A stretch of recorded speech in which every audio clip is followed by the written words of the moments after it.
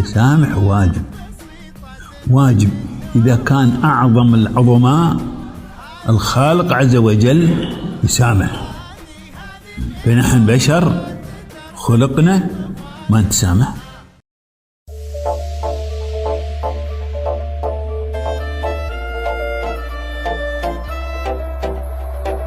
أعزائي المشاهدين، أهلا وسهلا بكم من جديد مع برنامجكم الأسبوعي برنامج إماراتي. كما عودناكم في كل أسبوع نستضيف لكم خيرة من دولة الإمارات قصة نجاح أتتنا إلى الإمارات منذ 15 عاما. Madam Alifia, good afternoon. Good afternoon. At the first, we are so lucky to be here with you in Dubai. Emarati team said you welcome in our program. Lovely, the pleasure is mine. At the first, we would like to know about Alifia, from when she come to us here in this country, what she's doing at this moment.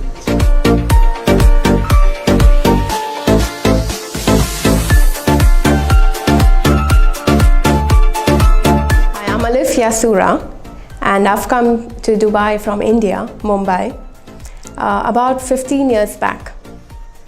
I started my career in Dubai in different jobs, selling technology products into the hospitality and the construction industry of the Middle East. The construction industry has burgeoned and grown so much exponentially, literally, in the past few years. And it's been very evolving. We worked with different parties. We worked with hotel operators. We work with business owners.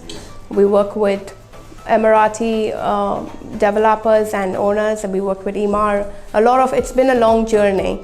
And about 2 years back, I set out to be on my own, and where I've started with Global Strategy Advisory. This is a strategy firm which helps entrepreneurs and business owners to build and grow their business from where they are to where they really ideally deserve to be. Before I talking about the global strategy, I have to talk about the first 13 years for us as an employer life. I want to know how was the feeling and how your experience start extending in this country. It's been one of the most enriching years of my life, the past 13 years. I think this country gives you something very unique, which you would never get anywhere else. It's like the world in one country. You would get someone from all parts of the world. You will see an European, an American, an Egyptian, and an Arabic culture.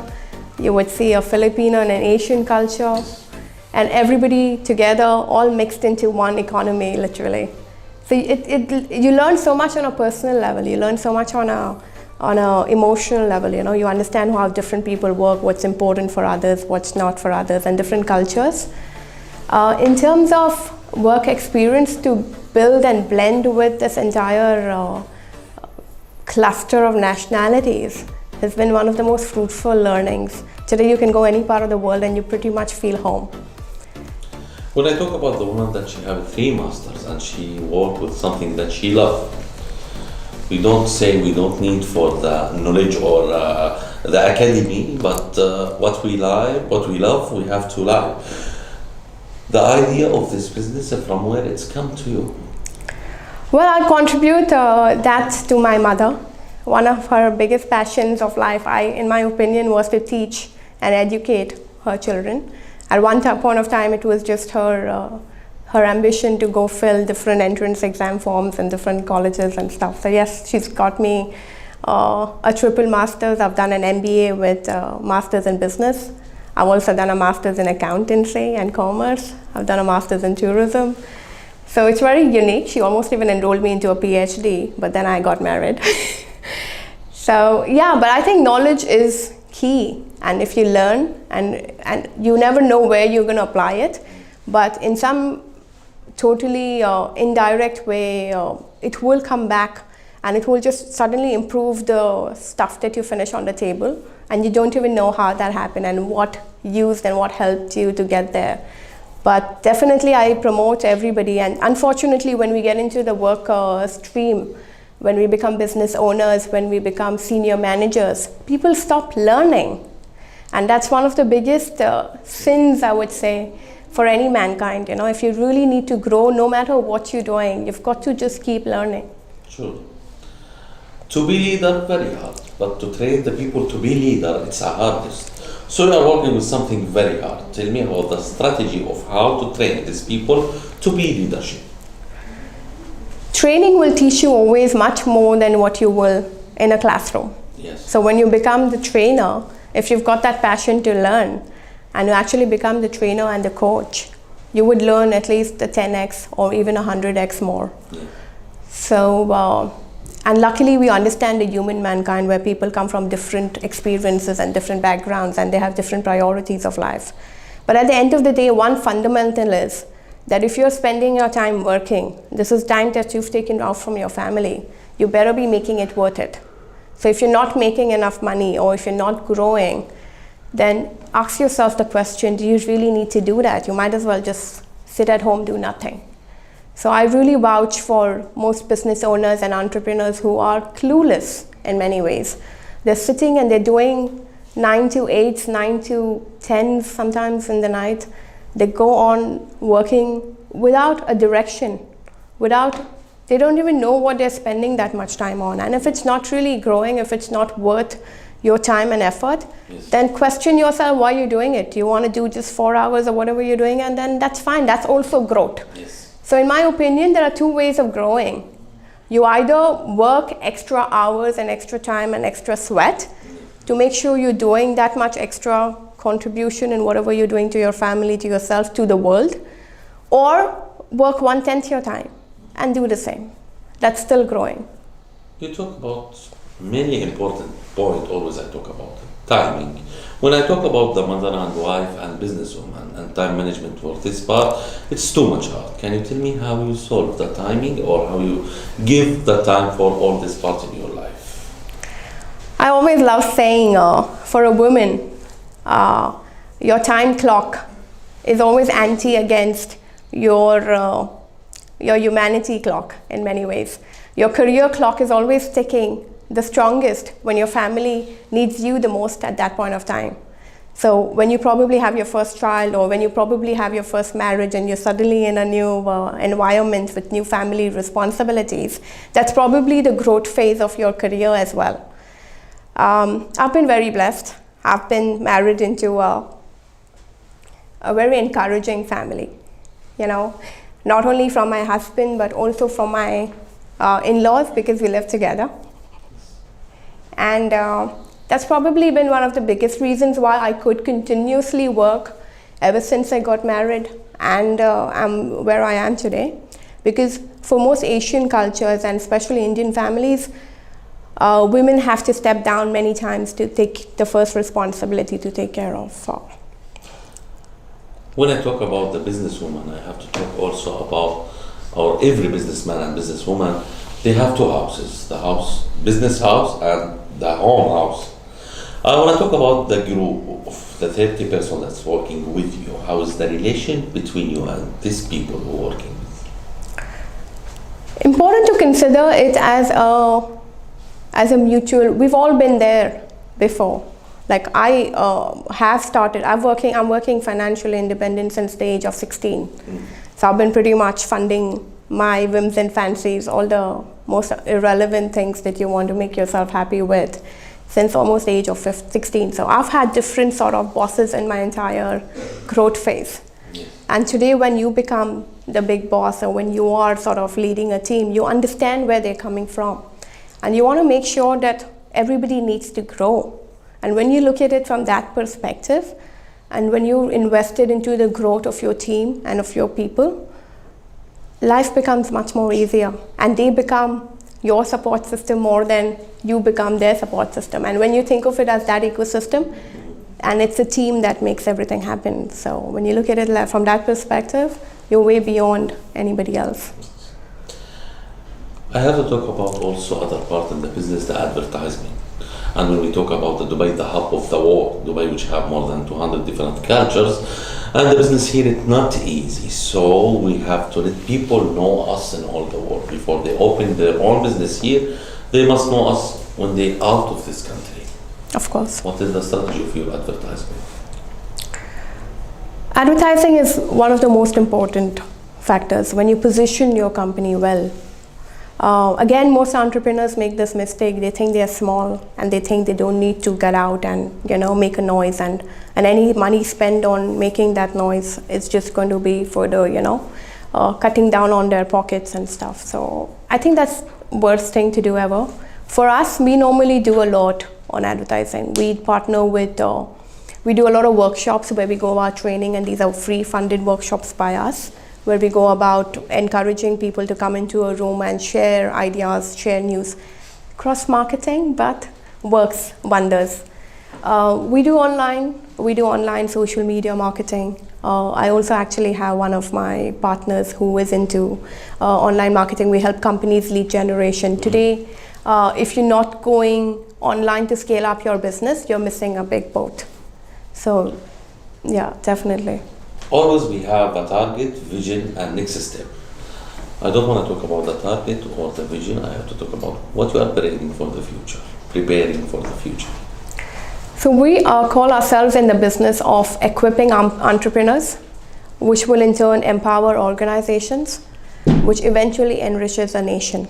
So we want to be seen in the future as one of the best platforms for entrepreneurs to flourish. We don't get any opportunity to be in Expo until now. We hope that you get anything with our monitor or our TV, we will say it. But let's talk about Expo 2020. More than 25 million persons here will come here. We have to do something special in this special festival. What we can do? I think Dubai's economy operates because of their skill in bringing people in the region. The entire real estate is flourishing because I remember when I came to Dubai in 2004, the population was 6 million. Today they are 10 million. Yes. And I won't be surprised if within 5 years the population of the country becomes 15 million. And like in 4 years to really literally double. It's a triple. I mean triple, right? And if you see, the Emaratis is only like 10, 20, 15% of the entire population. So 80% of this country is thriving on expats. And this is the biggest ecosystem of the success story of this country where you're living. And I'm so proud to be a part of it, I mean, where else would I have seen this sort of growth, They restructure the entire road and it's completely new within months and you didn't even notice it, So, I mean, it's beautiful. So definitely Expo is going to bring in a lot of opportunities. So most companies, and that's why for entrepreneurs, and 90% of the world's economy is operating on entrepreneurs and startups and business owners, really. If you just tap this industry and if you can help them with, you are moving and changing the world. When we talk about Dubai, we have to talk about the leader of Dubai, Sheikh Mohammed bin Rashid Al Maktoum, the one who said for us in his book, My Vision, about the number one, and he said for us we must be number one. And he say maybe it's hard to be number one, but the hardest to stay on the same level. How we can stay on the same level and grow better always in the business? It's a privilege to be staying in a country where rulers as Sheikh Mohammed is driving the nation.